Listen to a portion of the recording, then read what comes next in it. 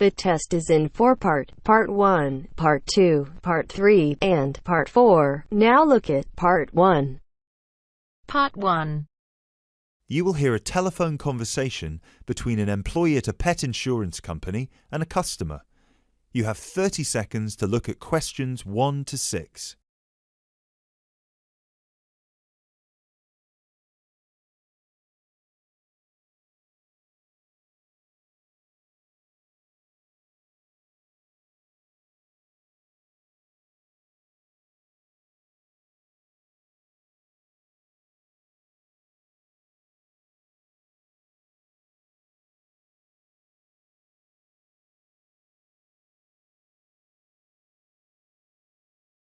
Pet Protect UK, how can I help? Oh, hello there. I'm calling to inquire about your pet insurance plans. Of course, just give me a second, please. Sure. So, have you checked our website already to see the options we offer? I've had a quick glance, and I think I'm interested in the basic plan. Great. I need to just ask a few questions first then. Is your pet a dog, a cat, or a rabbit? It's a dog. And is it a puppy or... No, he's 3 years old. Right. May I ask, has your dog been insured before? I just adopted him from the rescue center last week, and I think he'd been there a while, so I doubt it. Okay, so you've had him for a week then. That's correct. Great. I apologise for asking this, but your dog, what's his name by the way? Fenton. Fenton, is that spelt with an F? Yeah. Fenton. Great. Thank you for that. So, according to the rescue centre, has Fenton ever attacked, bitten, or been aggressive towards a person or another animal? No, not at all. Excellent. And is he a guide dog or... No, just a house pet. Great. And you said he's 3 years old. Do you know the exact date of birth? Oh, yes, it's on the adoption certificate. Just give me a sec. It's May 19th, 2013. And do you know, has Fenton been neutered? Yes, he's been castrated.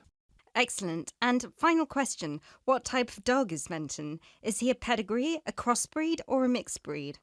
A crossbreed, I think. Right, crossbreed... Wait, sorry. What's the difference between the three? A pedigree is a dog whose parents are of the same breed. A crossbreed is from 2 different breeds, while a mixed breed is 3 or more. Then he's a mixed breed. Sorry about that. Right, no worries. So, could I take your full name, please? My name is Peter Pischinger. That's Pischinger. Right, thank you for that. And what's your address? That's 27 Cherry Drive, NW8 3HD. 3HD. And finally, a telephone number, please. 020-3634-7957. Thank you.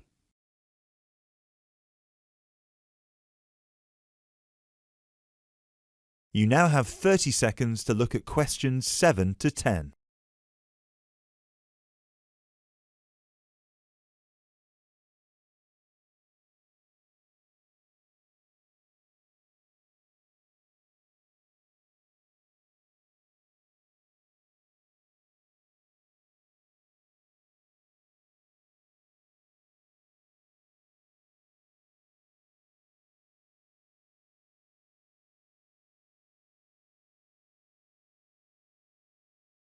Now, you said you were interested in the basic plan. Is that correct?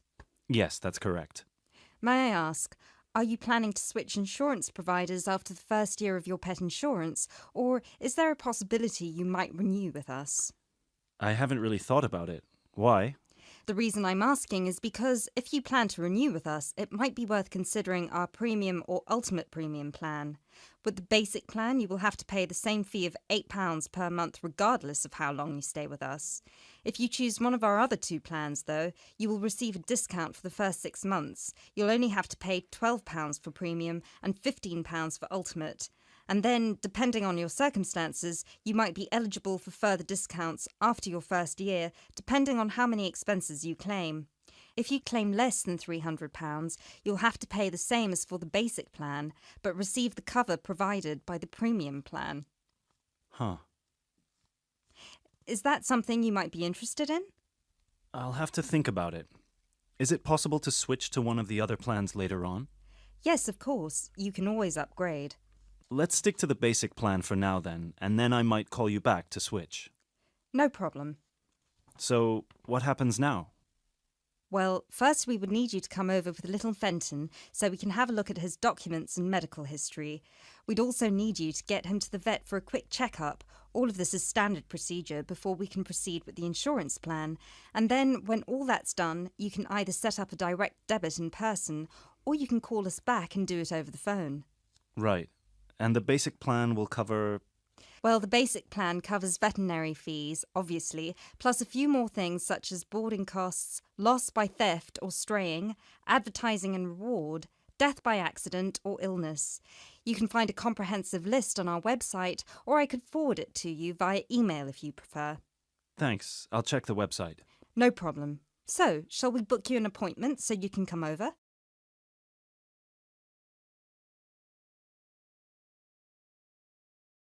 That is the end of part 1. You now have half a minute to check your answers.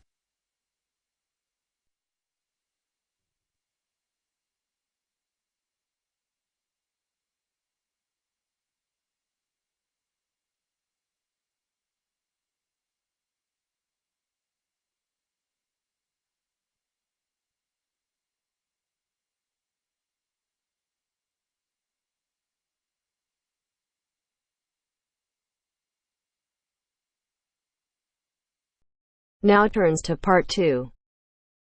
Part 2. You will hear a speech given by the head of a company to some new employees. You have 30 seconds to look at questions 11 to 16.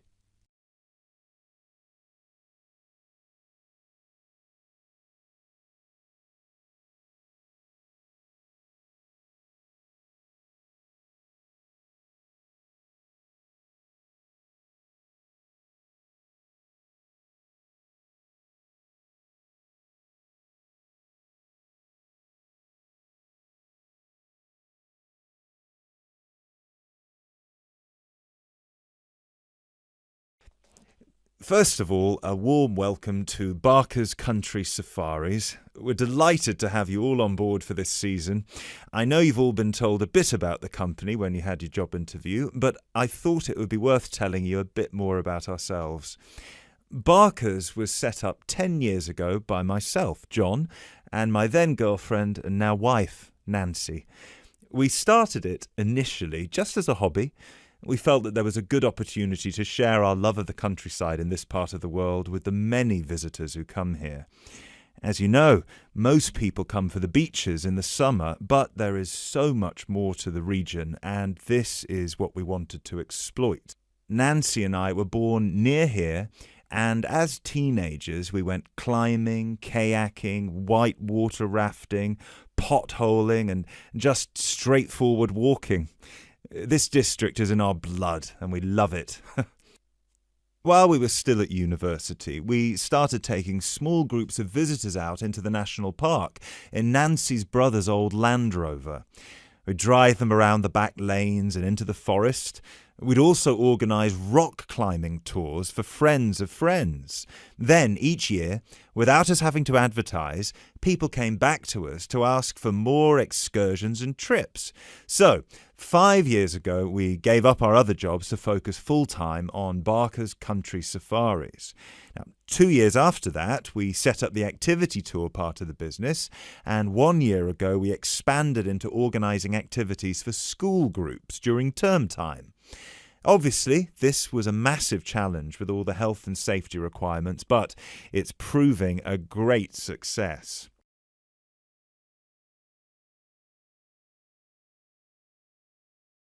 You now have 30 seconds to look at questions 17 to 20.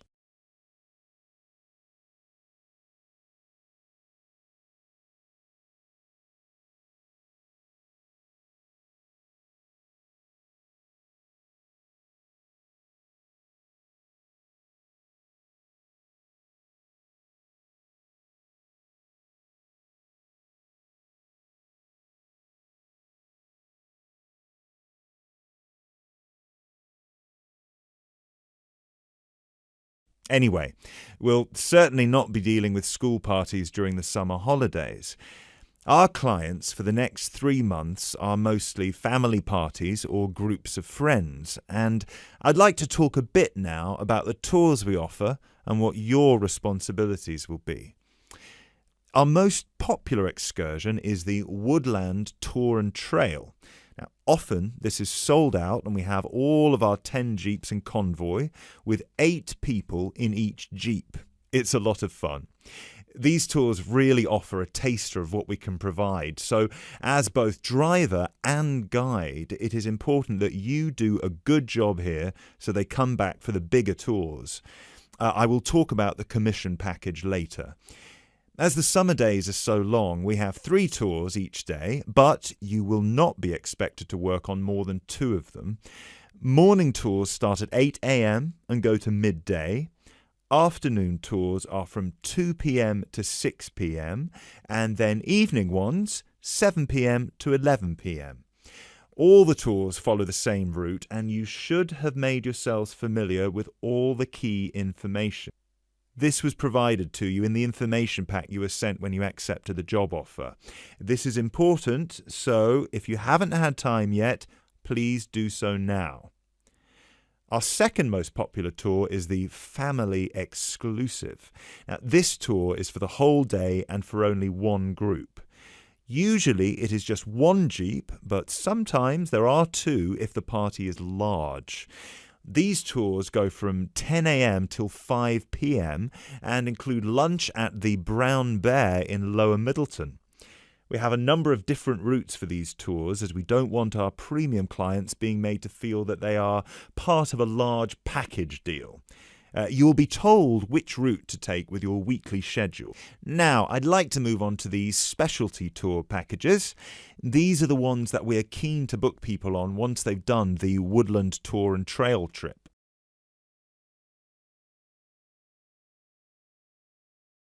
That is the end of part 2. You now have half a minute to check your answers.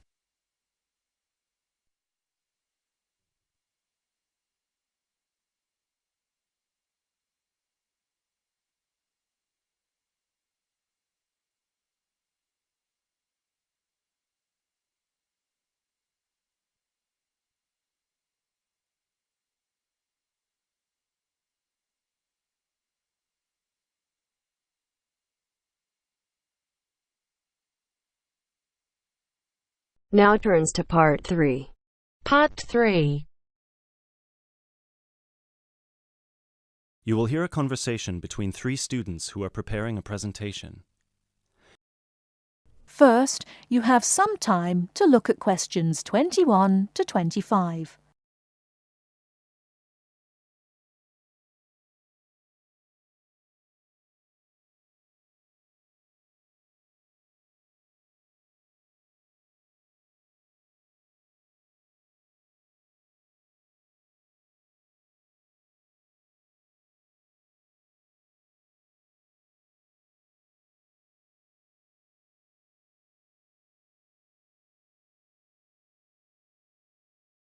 Now, listen carefully and answer questions 21 to 25.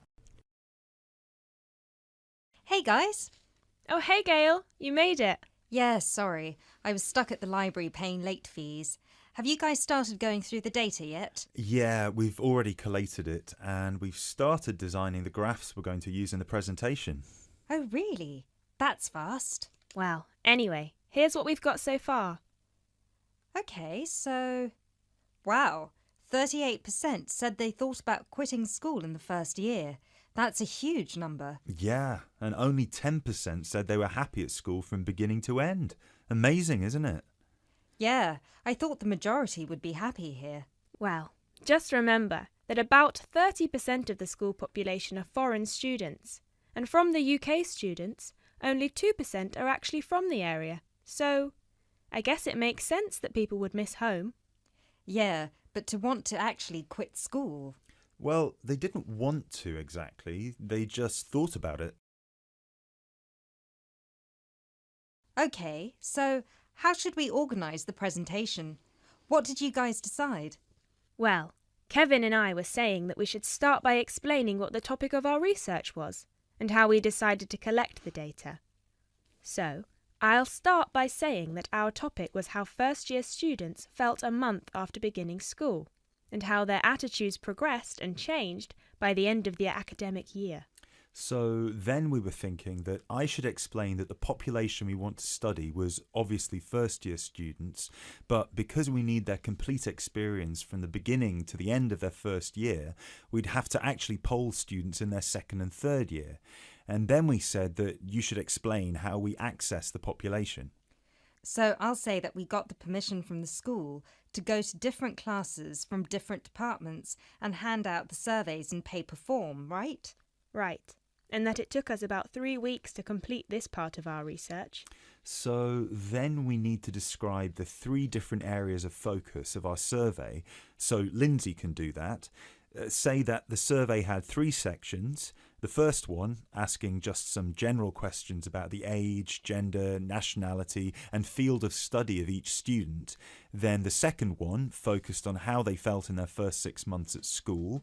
And the third, how they felt in the summer after their first year was complete. That sounds good.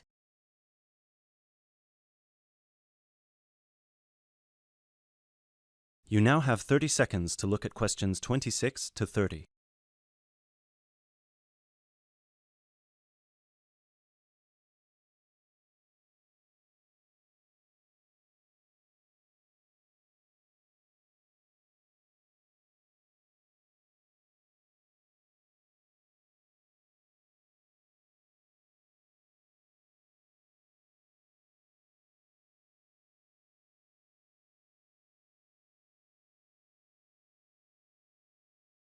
Okay, so let me see the breakdown.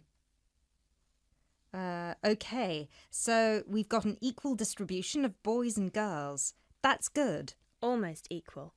51% of the participants were boys, the rest were girls. Right, and 70% of the participants were British, while the other 30% were...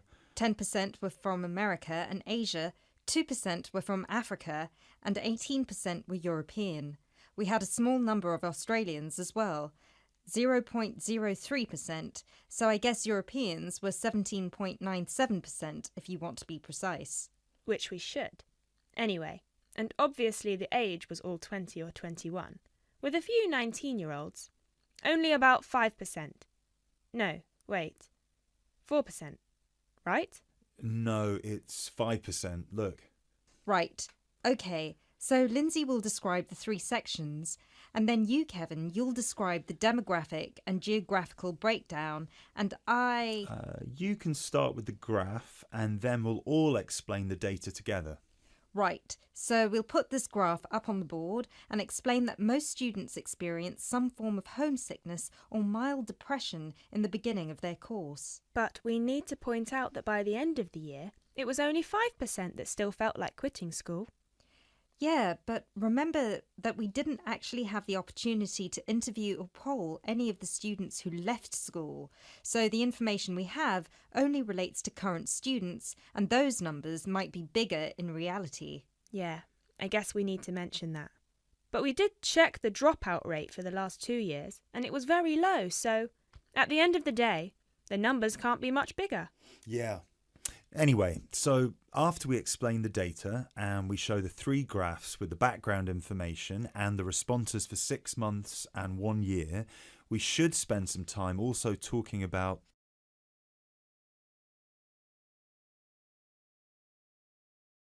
That is the end of part 3. You now have half a minute to check your answers.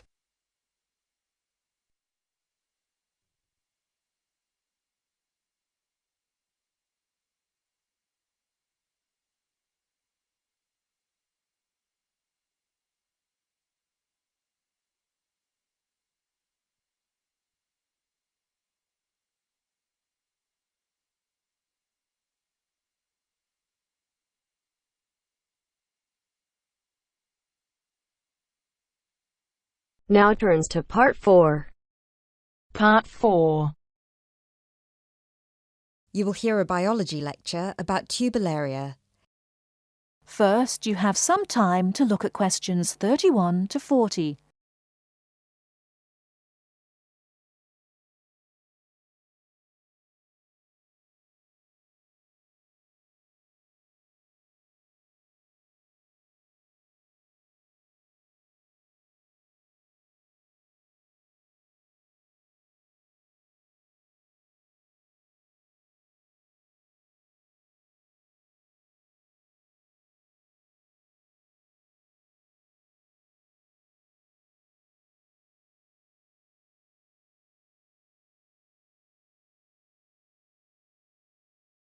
Now, listen carefully and answer questions 31 to 40. Hello, everyone. I'm glad so many people have shown up here today to hear about these fascinating little creatures called the Turbellaria. My name is Dr. Baker, and I've spent 20 years researching thousands of different species of platyhelminths, what are commonly known as flatworms, both free-living and parasitic. So there are a lot of things I could tell you about these extremely interesting invertebrate, but I will try to keep it short. Turbellaria are unique amongst flatworms in 3 ways.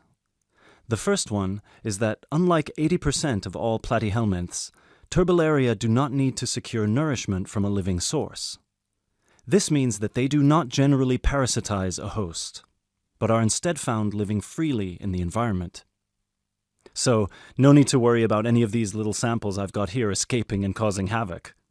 The second way in which they're different is that they are, well, they're incredibly simple. And by simple, I don't mean in terms of structure, as their structure is indeed quite complex, and I'll get to that later. By simple, I mean that they're not the brightest bulbs in the box. Flatworms in general are not known for their cognitive abilities, especially when compared with other invertebrates such as cuttlefish or octopuses or even insects. But amongst flatworms, Turbellaria are by far the most primitive of the bunch. Finally, and this is a direct result of the first thing I mentioned, Turbellaria tend to have a much more complicated sensory system in their head region. This includes a set of eyes with receptors that can detect light, as well as chemical sensory organs that assist Turbellaria in locating food. Obviously, as other flatworms receive nutrition directly from their host, they have no need for this. Despite these 3 differences, however, Turbellaria are quite similar to other flatworms in all sorts of other ways. First of all, as their name suggests, they're incredibly flat, which allows them to hide under stones. They're symmetrical on both sides, and they don't have a body cavity. They also don't have any specialized respiratory, skeletal, and circulatory systems. What they do have, however, and this is what I meant when I referenced their structure before, is 3 layers known as the endoderm, the mesoderm, and the ectoderm, as well as a head region where their brain and sense organs are located, and a spongy connective tissue that fills all the space between their organs. Finally, like most species of flatworms, they're hermaphrodites. This means that a single flatworm has a set of each gender. But don't take this to mean they reproduce alone. Their preferred method of reproduction is called cross-fertilization, which means that each flatworm fertilizes the other. I mentioned before that most flatworms need a host, but Turbellaria feed from the environment. So what do they feed on? Most Turbellaria can be found either in fresh or salt water, and they feed on small insects, microscopic matter, and crustaceans. They will pretty much eat anything they find. They have no preference on whether their food is living or dead. Also, and this is the most remarkable part about their eating habits, if they ever find themselves in a situation where food is scarce, they might also feed on themselves. That's right, they'll start eating their own body, starting with the least essential muscles and organs and working their way up. They will shrink in size until they're able to find food again, at which point they'll begin to regenerate everything they've lost. One final thing about food, and apologies in advance if I disgust you, Turbellaria don't possess an anus, which means that their mouth, which is a muscular opening on the underside of their body, has to serve as one. Before I finish this presentation, one more thing you've probably heard before but weren't sure if it was a myth or not. I mentioned already that Turbellaria can reproduce on their own, but there's a second method they can use, which is known as fission. Now, as a child, you were probably told that if you cut a worm in half, it will grow into 2 new worms. That's not entirely true, but flatworms are not worms exactly, and they do have the ability to regenerate by splitting into 2, perhaps even more smaller parts, at which point each part regrows the missing organs and becomes a brand new Turbellarian. Now this is extremely important for us, and this is how I'd like to close this presentation. Because their ability to regenerate endlessly makes them virtually immortal, and it might open pathways to regeneration in human cells or slowing the human aging process, which is why scientists like myself have been studying these unique creatures, hoping to get some answers. Thank you for listening, and please come along to see me and my samples if you have any further questions.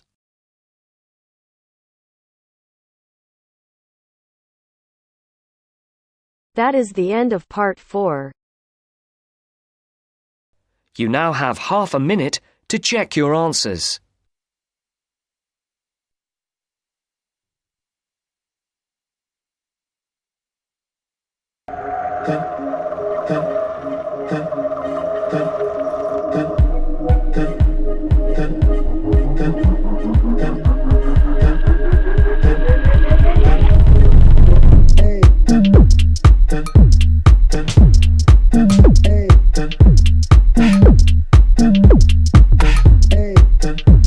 That is the end of the test. You now have 10 minutes to transfer your answers to your IELTS listening answer sheet.